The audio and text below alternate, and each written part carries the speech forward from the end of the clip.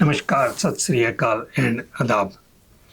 मित्रों, आज 23 जुलाई वीरवार का दिन है और पिछले 2-3 दिन से जो कुछ भी इंडिया में जंतर मंतर में हुआ, कोई भी हिंदुस्तानी कहीं पे भी रहता हो, दुनिया के किसी भी कोने में रहता हो, लेकिन वो ये न्यूज़ देखकर सुनकर विचलित जरूर हुआ है। तो मुझे भी पिछले 2-3 दिन से जो कुछ मैं देख रहा हूँ न्यूज़ में, जंतर मंतर में जो हो रहा है, तो उससे बहुत सी बातें दिमाग में आती हैं। और क्योंकि हमने हिंदुस्तान का पिछले 50-55 साल का इतिहास देखा है, इसलिए अगर मैं इस बात के ऊपर चुप रहूं, अपने विचार ना व्यक्त करूं, तो मुझे लगता है कि मैं बेइंसाफी कर रहा हूं।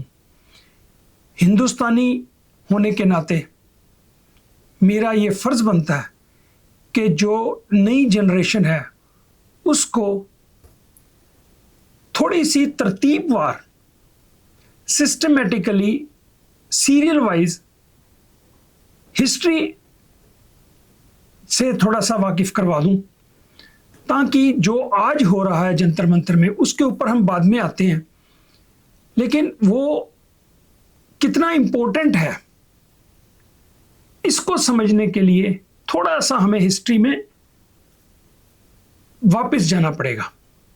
तो सबसे पहले दोस्तों, हिंदुस्तान का जब निर्माण हुआ 1947 में, तो एक तो इस्लामिक रिपब्लिक ऑफ पाकिस्तान बना, वो धर्म के आधार पे बना। मुस्लिम लोग ही वहाँ पे रहते थे, Republican Muslim Islamic Republican of Pakistan. लेकिन हिंदुस्तान जो बना, इंडिया, वो एक सेकुलर देश के रूप में एग्जिस्टेंस में आया, जिसमें कि सभी धर्मों को पूरी आज़ादी और इक्वल ट्रीटमेंट मिलेगा। ये हमारा कॉन्स्टिट्यूशन जब बाद में बना 1950 में, तो उसमें ये क्लियर हुआ कि किसी को भी धर्म के आधार पे डिस्क्रिमिनेट नहीं किया जाएगा और ये मुल्क हिंदू, मुस्लिम, सिख, ईसाई, बौद्ध, जैनी, सभी धर्मों के लिए ये मुल्क होगा। पाकिस्तान ने तो डिक्लेयर कर दिया था कि ये मुसलमानों के लिए ही मुल्क है। तो बहुत से मुल्क दुनिया में ऐसे हैं जो धर्म के बिना पे बने, लेकिन हिंदुस्तान एक सेकुलर मुल्क बना। तो डेमोक्रेसी इंडिया में रही, चलना शुरू हुआ, कांग्रेस सत्ता में आई शुरू में। तो कुछ वक्त के बाद जो हिंदू कट्टरवादी थे, उन्होंने जनसंघ नाम से एक पार्टी बनी हुई थी उनकी, तो वो इलेक्शन भी लड़ते थे, लेकिन वो कामयाब नहीं होते थे, क्योंकि India was a secular country, तो धर्म के हिसाब से वोटें नहीं पड़ती थी। लेकिन जब वक्त बीतता गया, कांग्रेस को ओपोजिशंस का सामना करना पड़ा। पहले 10-15 साल तो Congress was the only party, तो वो राज करती रही। लेकिन एक वक्त ऐसा आया, कांग्रेस को दूसरी पार्टियों से ओपोजिशन झेलनी पड़ी और जनसंघ भी थोड़ा स्ट्रॉन्ग होता गया। जनसंघ हिंदू रिलीजन के लोगों को रिप्रेजेंट करता था, राष्ट्रवादी कहते थे वो। तो कांग्रेस ने फिर एक गेम खेलना शुरू किया। अगर हम ये कहें कि सिर्फ बीजेपी ही धर्म का रास्ता अख्तियार करती है, नहीं, कांग्रेस ने भी ऐसा ही किया। कांग्रेस ने जाति वाला कार्ड खेला, उसने मिनॉरिटीज का कार्ड खेला। जो पुराने लोग हैं उनको ये बात अच्छे से मालूम होगी कि कांग्रेस सत्ता में आने के लिए उन्होंने दलित कार्ड, छोटी जाति वालों का कार्ड और मिनॉरिटीज का कार्ड खेला। मुस्लिम पॉपुलेशन को अपने साथ मिलाने के लिए हिंदुओं में भी बहुत से लोग अलग अलग जातियों में बंटे हुए थे।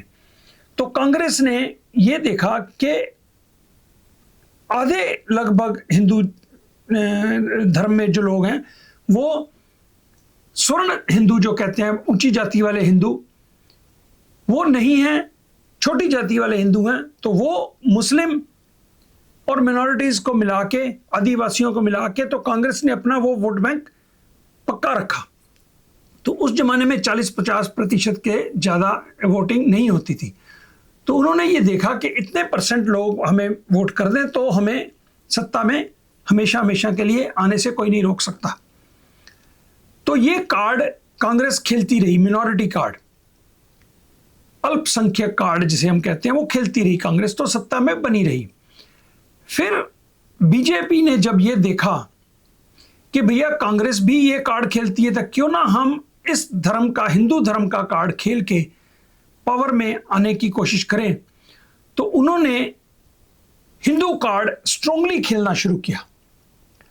तो बड़ी अच्छे तरीके से, बड़ी प्लानिंग के तरीके से उनका ग्राउंड लेवल पे एक आरएसएस, राष्ट्रीय स्वयं सेवक संघ जो है, उनके कार्यकर्ता ने बीजेपी के साथ, जनसंघ के साथ मिलकर भारतीय जनता पार्टी बनी। और सही कहो या गलत कहो, उसका पहला जो नेता प्राइम मिनिस्टर बना अटल बिहारी वाजपेयी, वो इंटरनली सेकुलर था। हालांकि वो हिंदू पार्टी का नेता था, लेकिन वो फिर भी सेकुलर था।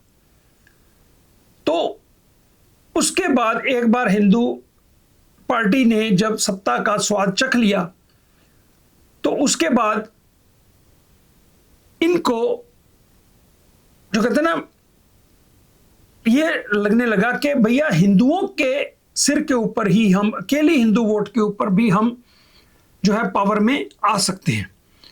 तो उन्होंने फिर कंप्लीटली अपना रुख क्लियर किया।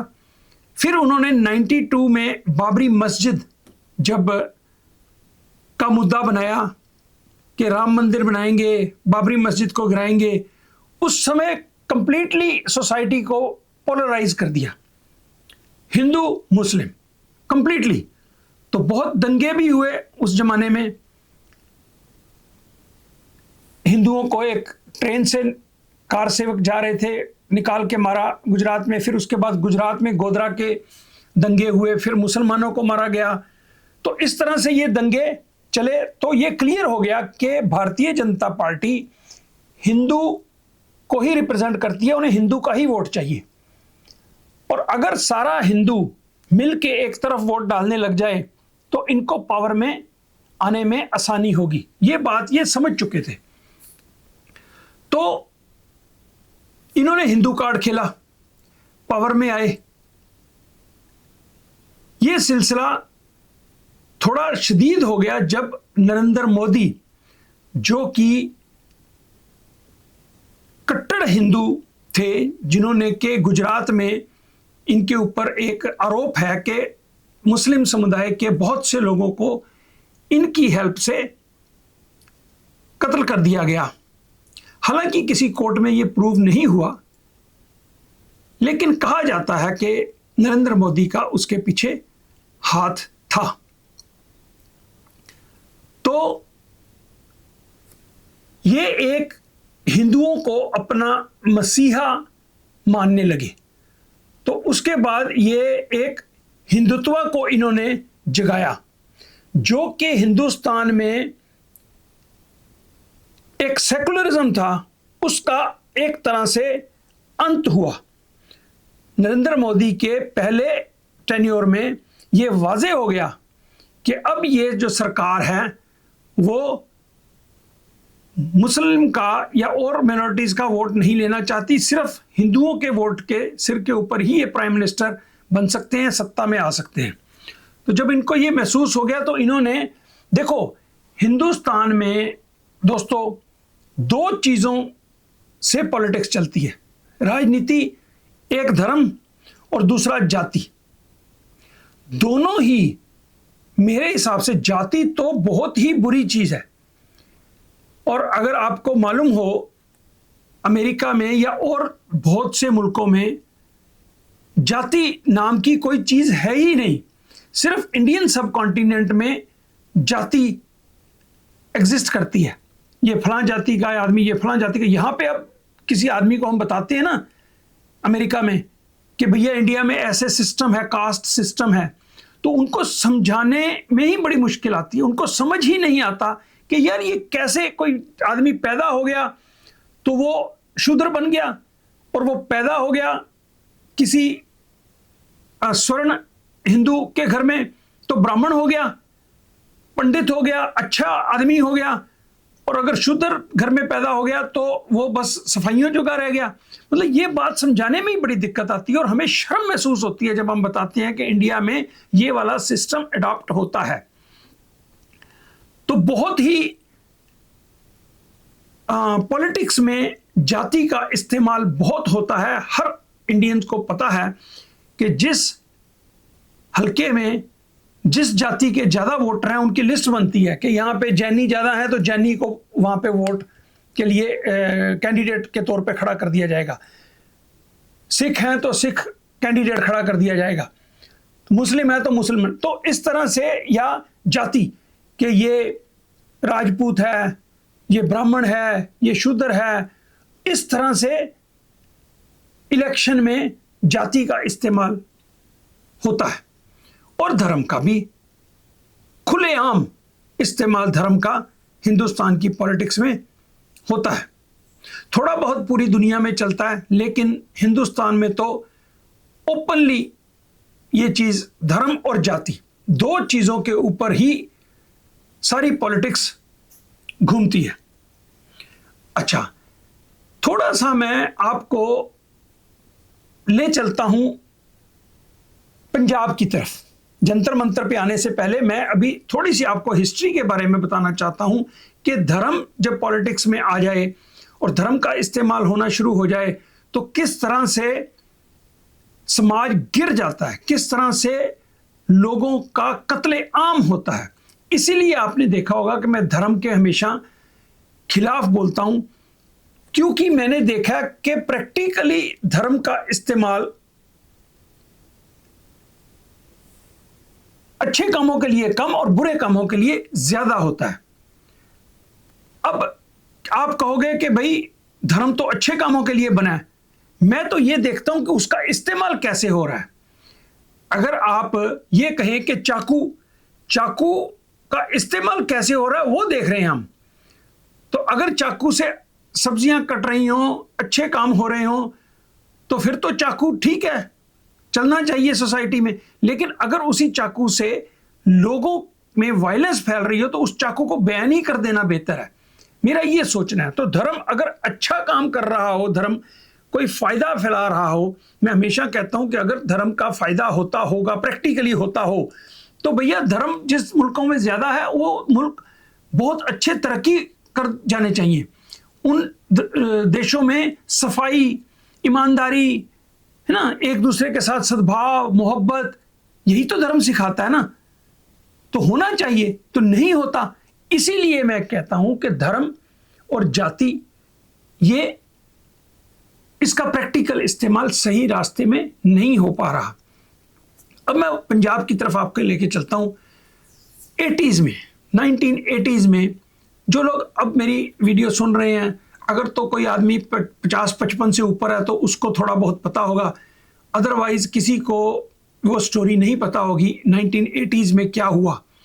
1980s में पंजाब में अकाली दल जो सिखों को रिप्रेजेंट करते थे, धार्मिक राजनीति करते थे, धर्म की राजनीति करते थे, वो अपने आप को सिख कहते थे और सिखों को रिप्रेजेंट करते थे, और पंजाब में मेजॉरिटी सिखों की थी, तो इसलिए उनको पावर में आना इजी था। सारे सिखों के वोट वो ले लेते थे तो पावर में आ जाते थे। जगदेव सिंह तलवंडी, गुरचरण सिंह टोरा और प्रकाश सिंह बादल, ये त्रिकड़ी थी इनकी। तो इन्होंने पूरा धर्म के ऊपर कंट्रोल कर रखा था। श्रोमणी गुरुद्वारा प्रबंधक कमेटी का प्रधान था गुरचरण सिंह टोरा, गुरुद्वारे के ऊपर भी कंट्रोल और सिखों की पॉलिटिक्स के ऊपर भी कंट्रोल, तो ये पावर में रहते थे। तो इसी वजह से इन्होंने धर्म युद्ध चल के करके और पंजाब सेपरेट बनवाया। पहले पंजाब, हरियाणा, हिमाचल इकट्ठे होते थे, तो इन्होंने देखा कि अगर हिमाचल, हरियाणा और पंजाब इकट्ठे रहेंगे तो फिर हम तो कभी भी पावर में नहीं आ पाएंगे, क्योंकि सिखों की पॉपुलेशन तो पंजाब में ज़्यादा थी, तो इन्होंने पंजाब एक ऐसा एरिया अपना बनवा लिया, सेपरेट स्टेट, छोटा, तो हिमाचल अलग हो गया, हरियाणा अलग हो गया, तो ताकि ये पंजाब में पावर में आ सके। चलो पावर में आना शुरू हो गए। तो जब पावर में आना शुरू हुए तो उसके बाद कांग्रेस सेंटर में थी, इंदिरा गांधी की गवर्नमेंट थी, तो उनको भी पंजाब में सत्ता का लालच तो था ही। तो उन्होंने दरबारा सिंह नाम का एक पंजाब में कांग्रेस का नेता होता था, एक बूटा सिंह होता था। बूटा सिंह सेंटर में होम मिनिस्टर भी रहा और दोनों अब दुनिया में नहीं है। तो उस समय जब कांग्रेस सत्ता में आई पंजाब में, तो फिर हार गई। हारने के बाद इंदिरा गांधी ने अकालियों के मुकाबले में एक शख्स को खड़ा किया कि धर्म के ऊपर भी हमारा कंट्रोल होगा, तभी सिख वोट हमें मिलेगा। देखो फिर अगेन धर्म की ही पॉलिटिक्स हुई। तो वो आदमी, इन्होंने उसको ताकत दी। वो आदमी बाद में गोल्डन टेम्पल में जाके काबिज हुआ और उसके पास इतनी ताकत आ गई, फिर वो अपने आकाओं के सामने भी अकड़ने लगा, इंदिरा गांधी के सामने भी वो अकड़ने लगा। आपको अच्छे से मालूम है किसके बारे में मैं बात कर रहा हूं। उसके पास इतनी ताकत आ गई कि उसने इंदिरा गांधी को का हुक्म मानने से इनकार कर दिया। ताकत का नशा बहुत नशा होता है, उसके पीछे बहुत से लोग लग गए और अकाली भी पावर से बाहर थे, तो उन्होंने भी पावर लेने के लिए उनके साथ मिलके एक धर्म मोर्चा काइंड ऑफ शुरू किया। तो 1980s में ऐसा धर्म का तांडव हुआ कि एक धर्म वाले लोगों ने, सभी ने नहीं, जब भी मैं कहता हूं कि एक धर्म के लोगों ने दूसरों को मारा, तो सभी तो कभी भी नहीं ऐसा होता, चंद लोग ही होते हैं, लेकिन नाम तो धर्म के ऊपर ही करते हैं। तो उन्होंने कुछ मिलिटेंट एक्टिविटीज करनी शुरू की और एक अलग देश मांगने की एक शुरुआत कर दी। तो उनके पास हथियार थे और पड़ोसी देश हमारा पाकिस्तान भी उनको मदद कर रहा था। ये तो अब डॉक्यूमेंटेड है, इसमें कोई शक नहीं है कि पाकिस्तान ने हेल्प की उनको। तो उस दौरान कत्लेआम हुआ और फिर सेंटर को ऑपरेशन ब्लू स्टार करना पड़ा। दरबार साहब अमृतसर में आर्मी को लाके उन मिलिटेंट्स को फ्लश आउट करने के लिए, लेकिन उसके साथ सैकड़ों श्रद्धालु भी मरे 1984 में। तो ऑपरेशन ब्लू स्टार हुआ, उसके साथ अब केपीएस गिल पंजाब में आया और उसके बाद कत्लेआम सिखों का शुरू हुआ। उसके बाद इंदिरा गांधी का भी कत्ल हुआ और इंदिरा गांधी के कत्ल के बाद दिल्ली में और कानपुर में और इंडिया के हिस्सों में जो कत्लेआम हुआ, वो आपको मुझे बताने की ज़रूरत नहीं है। ये हिस्ट्री में बहुत अच्छे से वाज़ेह है कि लगभग गवर्नमेंट के रिकॉर्ड्स के मुताबिक 10,000 के करीब इनोसेंट सिखों का कत्ल कर दिया गया। तो जो ये मिलिटेंट्स थे पंजाब में, वो हिंदुओं को मारते थे और वो हिंदू छोड़ छोड़कर पंजाब को जाने लगे। 84 के बाद ये सिलसिला और तेज हो गया और बहुत से मिलिटेंट ऑर्गेनाइजेशंस बन गए। उनका ब्रेन वॉश ये हुआ कि हमें अब हिंदुस्तान से अलग होना है, क्योंकि दिल्ली के दंगे हो चुके थे 84 में, गोल्डन टेम्पल के ऊपर अटैक हो चुका था। तो धर्म से प्रभावित होकर के उनके धार्मिक सेंटिमेंट्स हर्ट हुए हैं, उन्होंने हथियार उठा लिए और अब देश के खिलाफ लड़ाई शुरू कर दी।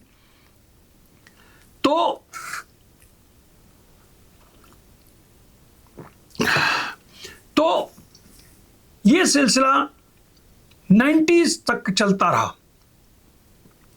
बहुत से हिंदू पंजाब को छोड़कर हरियाणा, दिल्ली, यूपी इधर उधर चले गए अपने घर बार छोड़ के।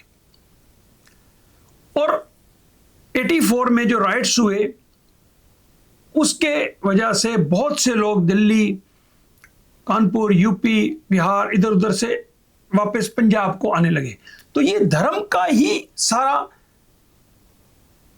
दोष था, क्योंकि धर्म में ही अंधे होकर ये लोग ये काम करने लगे थे। तो फिर उसके बाद आपने जो फिल्म देखी, अगर जिन लोगों ने देखी हो फिल्म सतलुज, तो उसमें काफी हद तक दिखाया गया कि पुलिस ने किस तरह से नाजायज जवान लड़कों को मारने का सिलसिला शुरू किया। हजारों गांव में से यंग बच्चे बचे ही नहीं थे, इतना जुल्म किया। आपने जो फिल्म देखी होगी तो वो बिल्कुल सच्चाई के ऊपर आधारित है। और मैं 1987 से लेकर 1993 तक मैं अमृतसर में रहा, इसलिए मैंने ये जो दौर है मिलिटेंसी का दौर, ये मैंने बहुत क्लोजली देखा, क्योंकि अमृतसर गढ़ था इस सब बातचीत का। तो इसलिए मेरे मन में धर्म और जाति, इन दो चीजों के लिए ये फीलिंग पैदा हुई कि ये हमेशा हमारे समाज की बर्बादी ही करते हैं। अगर धर्म ये ना होता, पंजाब में एक ही फिरके के लोग रहते होते, कोई धर्म ना होता, तो ये सब कुछ ना होता, ना इंदिरा गांधी मरती। तो मूल कारण तो धर्म ही था ना। चलो, ये कहानी आपको मैंने सुनाई पंजाब के बारे में कि धर्म के चक्कर में बहुत ही लोगों के घर बर्बाद हुए। नुकसान सबका हुआ, हिंदुओं का भी हुआ, सिखों का भी हुआ, पुलिस वाले जिन्होंने जुल्म किए वो पुलिस वालों का भी हुआ। वो भी कोर्ट्स में केस हुए, उनको सजाएं हुई, नाजायज उन्होंने जो किया। कुछ मिलिटेंट्स जो थे पंजाब के में, उन्होंने उनको मारा। तो मेरा मतलब कहने का, किसी भी धड़े को कोई फायदा नहीं हुआ। तो ये कहें जी धर्म से बहुत फायदा हुआ, तो भाई अगर आप एक अलग देश लेना चाहते हैं तो आपको ये, उनको ये लगा कि हम अब हिंदुस्तान से लड़के एक अलग देश ले लेंगे। तो अलग देश देखो, कोई जो डेवलप्ड नेशंस है ना, तो वहां पर तो ये कंसेप्ट है कि अगर मेजॉरिटी लोग एक अलग देश से अलग होना चाहें तो वो बातचीत के जरिए, वोटिंग के जरिए कि भैया मेजॉरिटी हम अलग होना चाहते हैं, अलग हो जाते हैं। लेकिन हमारे उस खित्ते में, इंडिया, पाकिस्तान, बांग्लादेश, वो जो इलाका है, हम किसी और ही मतलब सोच के मालिक हैं। हम इसको हक नहीं देते किसी भी प्रदेश के लोगों को कि आप अलग से देश अपना बना लो। तो इनको ये बात नहीं समझ आई कि भैया हम हिंदुस्तान की गवर्नमेंट से लड़के अलग देश नहीं बना सकते। लेकिन कोशिश की, खुद भी मरे, बहुत से मरे, बहुतों को भी नुकसान हुआ। चलो अब वापस आते हैं जी, अब हम जंतर मंतर के ऊपर। ये मैंने कहानी इसलिए सुनाई आपको कि मैंने पहली बार बहुत देर के बाद हिंदुस्तान का असली चेहरा देखा। जिस स्पिरिट से हिंदुस्तान बना था, वो हिंदुस्तान मैंने जंतर मंतर में देखा। हर धर्म के लोग, धर्म मैटर ही नहीं करता। इन यंग बच्चों को सल्यूट है कि इनके दिलों में धर्म है ही नहीं कि भाई धर्म के नाम पे, तो इट डजंट मैटर कि कोई हिंदू है, कोई मुस्लिम है, कोई ईसाई है, कोई सिख है, या कोई शूद्र है, या कोई फलां है। सारे इकट्ठे होके एक अपने हक के लिए, और हक बिल्कुल जायज है, उसके लिए वो लड़ रहे हैं। और ये जो स्पिरिट है कि इस सरकार ने जो पिछले कई सालों से लोगों के आंखों के ऊपर एक चश्मा चढ़ा दिया था धर्म का, उसको उतार के फेंका है इस नई जनरेशन ने, जो जंतर मंतर के ऊपर इकट्ठी हुई है, लड़के लड़कियां। और आप प्रकृति का नियम देखो कि अब तक ये आदमी ये समझता था कि मैं हिंदुस्तान पर हमेशा राज कर सकता हूं, लोगों को धर्म का चश्मा पहना के,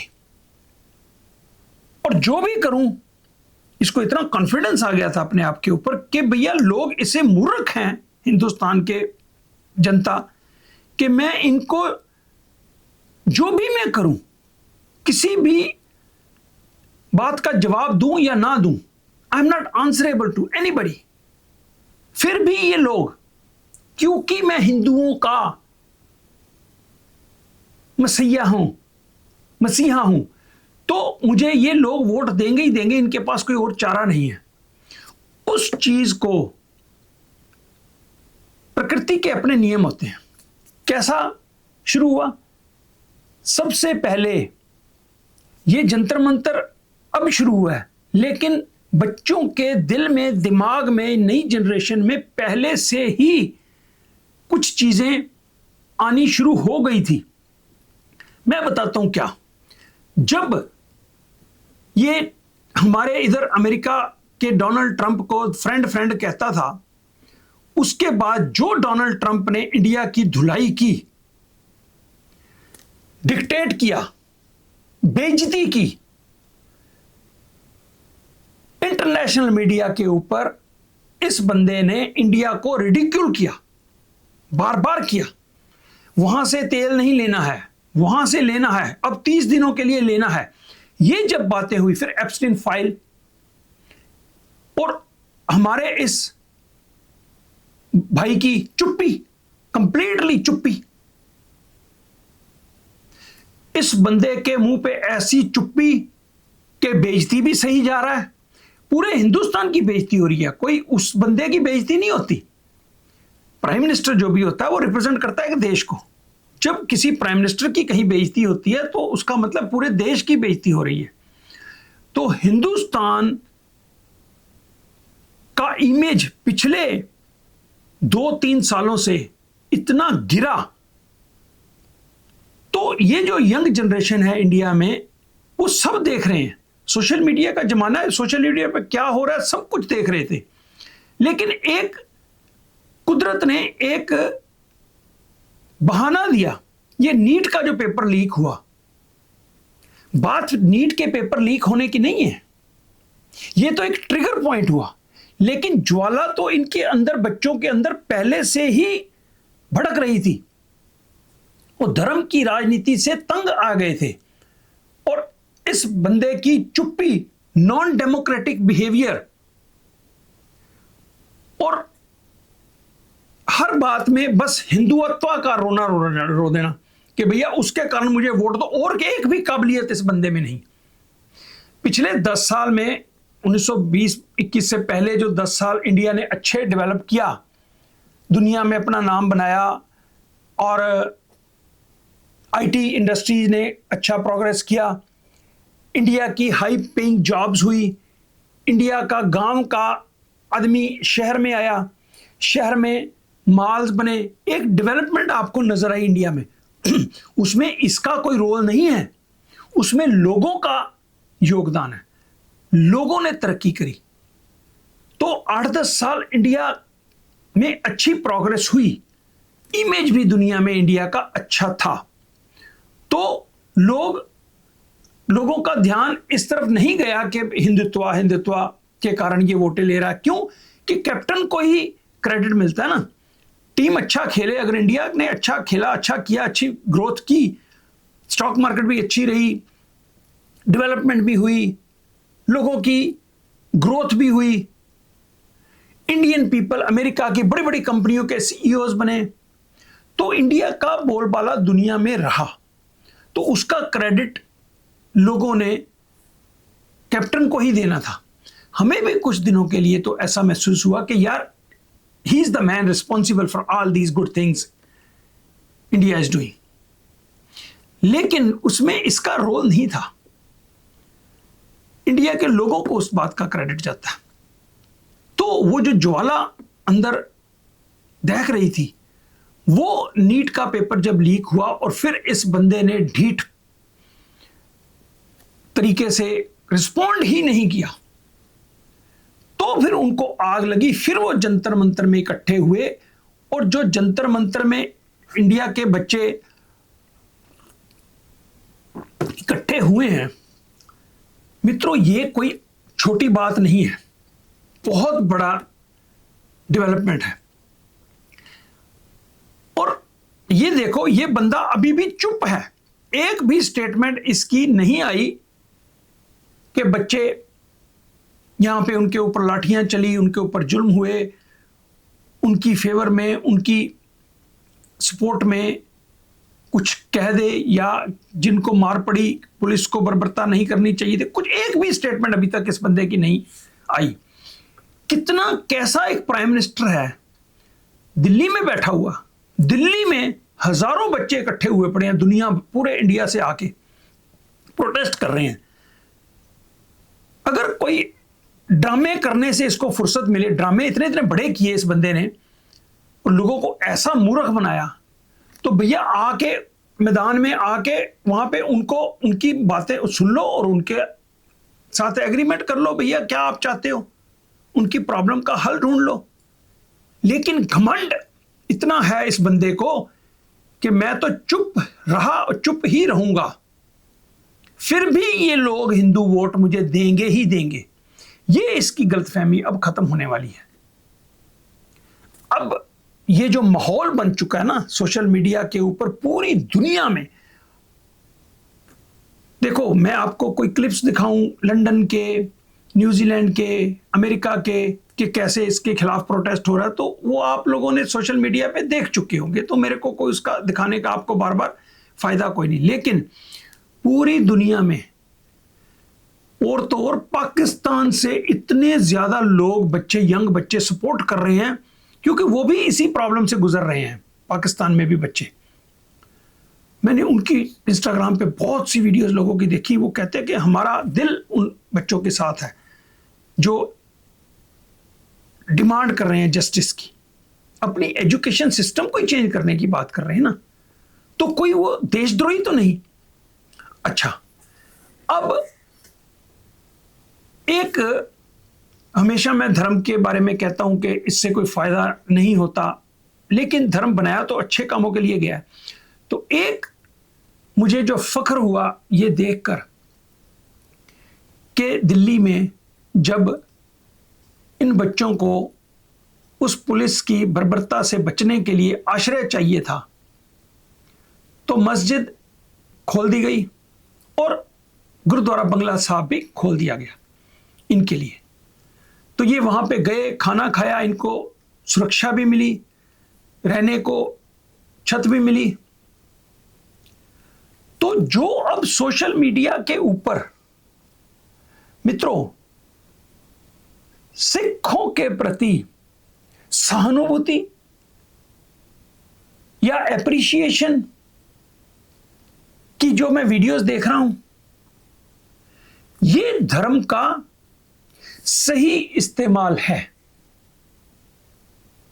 जिस चीज के लिए धर्म बनाया गया है ना कि सेवा करो, कमजोर के खिलाफ खड़े हो जाओ, जो सिख धर्म बना है, क्योंकि मैं सिख धर्म में पैदा हुआ हूं तो मुझे मालूम है इस बारे में कि सिखों को यह सिखाया गया गुरुओं की तरफ से कि अगर किसी कमजोर के ऊपर जुल्म हो रहा हो तो आपको अपनी सुरक्षा की चिंता करे बगैर उस जिसके ऊपर जुल्म हो रहा है उसकी मदद करनी है आपको। तो अब पंजाब से निहंग, जिनको के बड़ी नेगेटिव निगाह से देखा जाता था, अब वो उनको मसीहा के तौर पे देखा जा रहा है कि अब अगर आप दिल्ली आओ और हमें सेव करो। बच्चे इतना एक्साइट हो रहे हैं कि अब ये आ गए हैं, अब पुलिस वालों अब इनसे लड़ो। और धर्म का तो काम ही यही है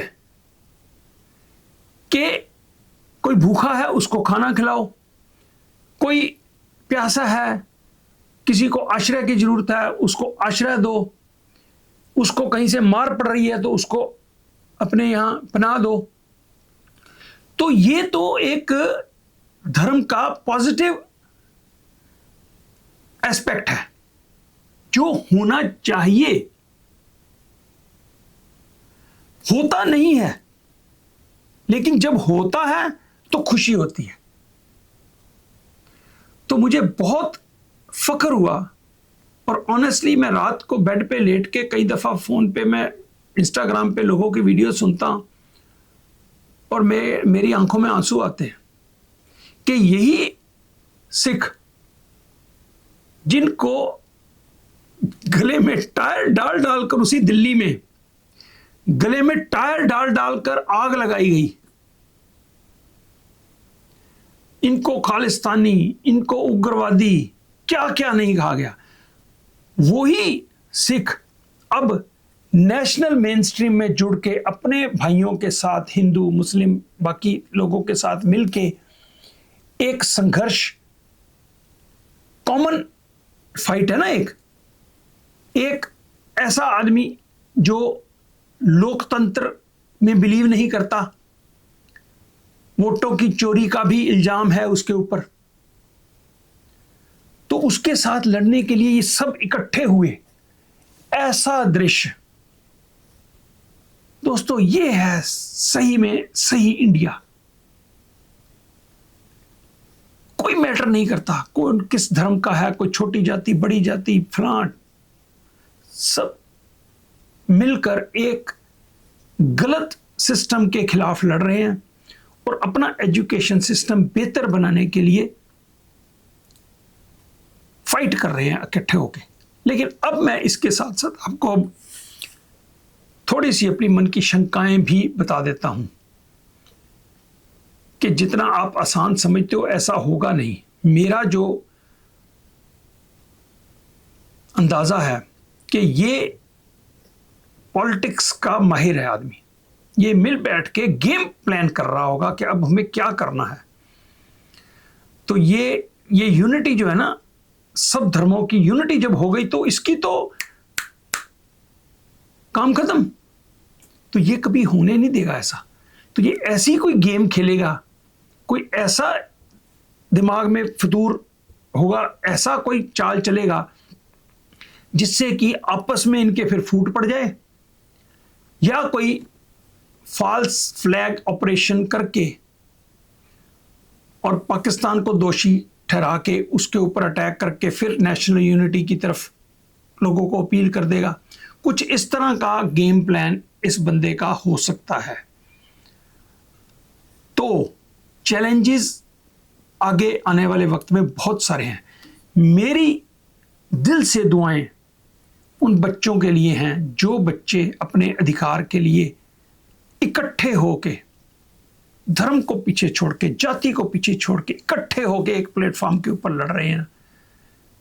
ऑनेस्टली मेरा तो दिल करता है मैं भी जंतर मंतर में जाके उनके साथ बैठूं।